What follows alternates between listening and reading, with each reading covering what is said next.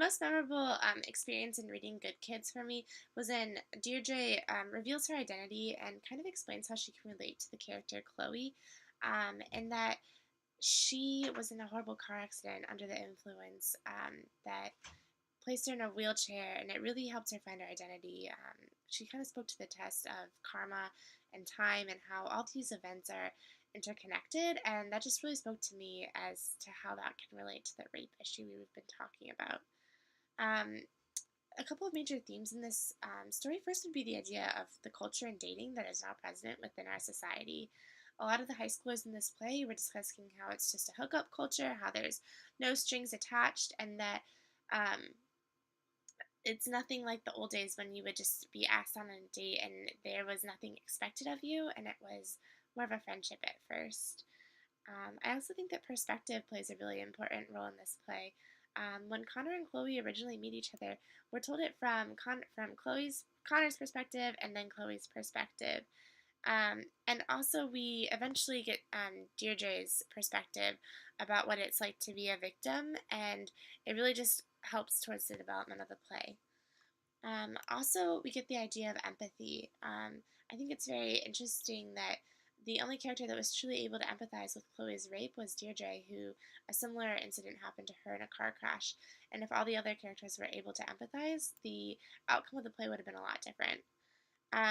The storytelling and structure of how Good Kids relates to intimate apparel is quite different. It's much more episodic in how it is formed, and I think that that allows for more points of view to come across, which we were just talking about, really adds to the development of the play and the understanding of the characters and different situations that can take place. Also, it leads to greater character development because we are able to see not only how Connor and the boys would react to the rape case, how the girls would react to the rape case, but also how someone who could be considered a survivor from different aspects reacts to it. And allows for really good character development, and also it adds a realistic viewpoint to the story. I think that the an intimate apparel, it developed like all of a sudden George was out of the country and now they're married, and I think in this play we kind of can see the realistic development of how such events would take place within our lives.